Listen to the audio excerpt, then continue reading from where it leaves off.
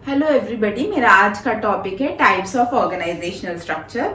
तो मैं कल आप लोगों को बता चुकी हूँ कि ऑर्गेनाइजेशन स्ट्रक्चर क्या है, जो वो फ्लो चार्ट में कल बता चुकी थी। तो आज हम पढ़ते हैं दो टाइप ऑफ ऑर्गेनाइजेशनल स्ट्रक्चर होता है। एक होता है फंक्शनल स्ट्रक्चर और दूसरा होता है डिविजनल स्ट्रक्चर। बट आज क्लास में हम फंक्शनल स्ट्रक्चर के ऊपर ही पढ़ेंगे, उसी पे एम्फेसिस देंगे। Functional structure refer of group of jobs of similar nature under one department। तो similar nature of work जो होता है, एक ही टाइप ऑफ वर्क होता है, वो ग्रुप किया जाता है एक डिपार्टमेंट के अंदर। जैसे कि यहाँ एक फ्लो चार्ट बनाया है मैंने। जो भी प्रोडक्शन रिलेटेड वर्क है वो प्रोडक्शन डिपार्टमेंट में ही आएगा, तो वो कहीं और नहीं जाएगा, वो प्रोडक्शन डिपार्टमेंट में आएगा। परचेज डिपार्टमेंट में purchase of raw material, equipment, machineries जो भी करना है वो परचेज डिपार्टमेंट में आएगा। तो हर डिपार्टमेंट का अपना स्पेशलाइज्ड नॉलेज और स्किल रहता है, तो सिमिलर वर्क उधर ही असाइन किया जाता है। फिनेंस डिपार्टमेंट पूरा ऑर्गेनाइजेशन का फिनेंस को संभालेगा, और मार्केटिंग डिपार्टमेंट जो भी प्रोडक्शन हुआ रहेगा उसको सेल करने पे एम्फेसिस देगा, एडवर्टीजमेंट करने पे एम्फेसिस देगा। तो इस तरीके से हर डिपार्टमेंट का एक स्पेशलाइजेशन है और similar nature of work her department में ग्रुप कर दिया गया है। इसको कहते हैं फंक्शनल स्ट्रक्चर। अभी सूटेबिलिटी ऑफ फंक्शनल स्ट्रक्चर पे आएंगे, लेकिन उससे पहले मैं एग्जाम्पल्स बता देती हूँ फंक्शनल स्ट्रक्चर के, कौन कौन सी कंपनियां फंक्शनल स्ट्रक्चर के आधार पे काम करती है। पहला है मारुति। मारुति में भी ऐसे ही बहुत सारे डिपार्टमेंट्स होते हैं और अल्टीमेटली वहाँ कार प्रोड्यूस होता है। उसके अलावा ब्रिटानिया, तो ब्रिटानिया में जनरली बिस्किट्स और केक्स बनते हैं, और यहाँ वहाँ पे भी ऐसे ही डिपार्टमेंट्स रहते हैं। तो फिर उसके बाद वहाँ पे बिस्किट्स या केक प्रोड्यूस होता है। बाटा में जूता चप्पल बनता है, तो वहाँ पे भी इसी तरीके से डिपार्टमेंट्स का भाग किया रहता है। जनरली और भी कंस्ट्रक्शन कंपनियाँ होती हैं, वहाँ पर भी ऐसे ही डिपार्टमेंट्स चलते हैं। अभी सूटेबिलिटी बता देते हैं। तो पहला है कि ये कहाँ कहाँ सूटेबल होता है फंक्शनल स्ट्रक्चर। तो ये वहाँ सूटेबल होता है जहाँ पे सिंगल प्रोडक्ट बनता है। जैसे मैंने अभी आपको मारुति का एग्जांपल दिया था कि वहाँ पे सिंगल प्रोडक्ट बनता है, दैट मीन्स कार के ही ऊपर एम्फेसिस दिया जाता है। भले कार डिफरेंट डिफरेंट कैटेगरी का बनता होगा, जैसे कि ऑल्टो बनता है या फिर वैगन आर या और भी तरीके कार बनते होंगे, लेकिन वो सिंगल प्रोडक्ट मतलब कार के ऊपर ही फोकस करते हैं। और small number of related products, like Britannia बनाता है केक और बिस्किट, सो उनका रॉ मटेरियल जनरली सेम होता है, इसीलिए ये फंक्शनल स्ट्रक्चर के अंडर आते हैं। उसके बाद नेक्स्ट पॉइंट ऑफ सुटेबिलिटी है task requires a high degree of specialisation, knowledge and skills. तो ये जो काम करना होता है इधर, जैसे प्रोडक्शन डिपार्टमेंट में टास्क जो रहता है, जो वर्कर्स रहते हैं उनको high degree of knowledge, specialisation and skill चाहिए होता है, वो बहुत पारंगत होते हैं अपने काम को करने में। तो इसीलिए ये दो सूटेबिलिटी है। अभी एडवांटेजेस में आते हैं कि फंक्शनल स्ट्रक्चर के क्या क्या एडवांटेजेस हैं। तो पहला एडवांटेजेस है स्पेशलाइजेशन।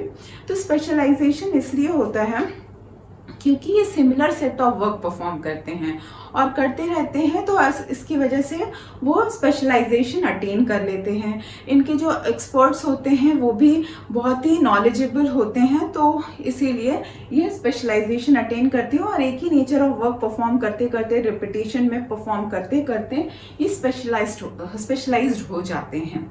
अभी दूसरा पॉइंट है of advantage effective control and coordination. इसका मतलब होता है कि एक ही ऑर्गेनाइजेशन में जब एक डिपार्टमेंट के अंडर ये काम करते हैं, एक मैनेजर के अंडर, तो क्या होता है यहाँ पे उनका डिपार्टमेंटल गोल बड़ा ही भारी होता है, उसको वो लोग अचीव करना चाहते हैं, वो दिखाना चाहते हैं कि हम किसी डिपार्टमेंट से कम नहीं हैं। तो वो अपना डिपार्टमेंटल गोल को अचीव करने के लिए बहुत ही मेहनत करते हैं और सारे लोग क्लोजली लिंक्ड रहते हैं। एक अपनापन का फीलिंग आ जाता है एक डिपार्टमेंट में रहने की वजह से।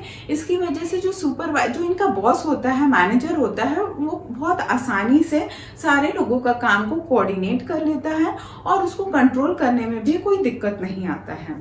फिर तीसरा एडवांटेजेस में आते हैं। तो तीसरा है इम्प्रूव्स एफिशिएंसी।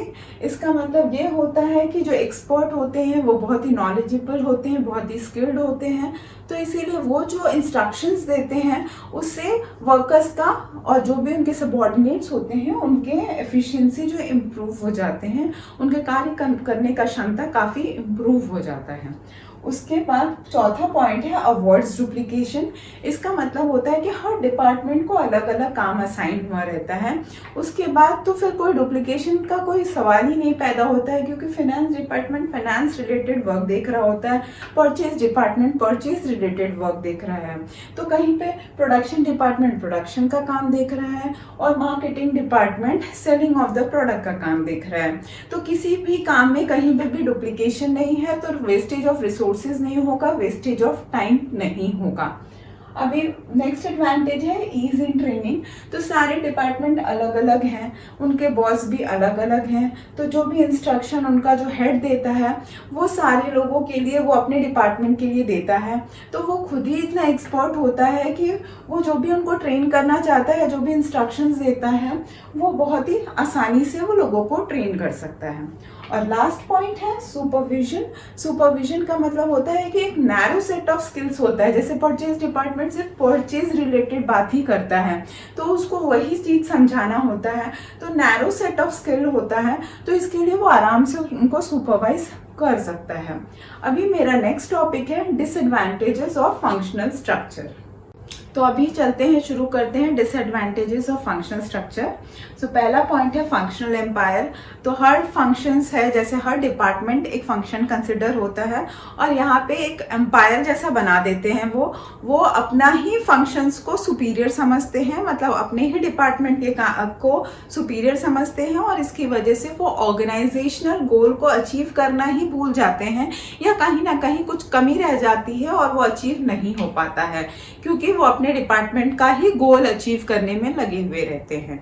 तो इसको कहते हैं फंक्शनल एम्पायर, जो कि सबसे बड़ा डिसएडवांटेज है ऑर्गेनाइजेशनल गोल को अचीव नहीं कर पाने में। अभी दूसरा पॉइंट है डिफिकल्टी इन कोऑर्डिनेशन। ऐसे होता है क्या कि हर डिपार्टमेंट अपने काम को तो अच्छे से कोऑर्डिनेट कर लेता है, कंट्रोल कर लेता है, मैनेज कर लेता है, लेकिन सबका इतना सारे मैनेजर्स डिपार्टमेंटल हेड्स का आउटलुक जो होता है इतना कम हो जाता है, वो इतना बाहर का सोच ही नहीं सकते हैं कि उनको अल्टीमेटली सारे डिपार्टमेंट के साथ कोऑर्डिनेट करना होता है, तभी तो ऑर्गेनाइजेशनल गोल अचीव हो पाएगा। इसीलिए यहाँ पे डिफिकल्टी इन कोऑर्डिनेशन हो जाता है, तो ये एक सबसे बड़ा डिसएडवांटेज कंसिडर हो जाता है। तीसरा डिसएडवांटेज है डिफिकल्ट टू होल्ड अकाउंटेबल। तो जब यहाँ पे बहुत सारे डिपार्टमेंट होते हैं, तो सारे डिपार्टमेंट में कोई भी अपना रिस्पॉन्सिबिलिटी नहीं लेना चाहता है फेलियर का, तो ये लोग क्या करते हैं, एक दूसरे को अकाउंटेबल होल्ड करते रहते हैं कि तुम्हारी वजह से नहीं हुआ, तुम्हारी वजह से नहीं हुआ। अब एग्जांपल दे देती हूँ, मान लीजिए कि मार्केटिंग डिपार्टमेंट प्रोडक्ट से सोल्ड नहीं कर पाया, तो इसकी वजह से वो ब्लेम करेगा प्रोडक्शन डिपार्टमेंट का कि तुम्हारा प्रोडक्ट ही अप टू द मार्क नहीं था कि हम बेच ही नहीं पाए।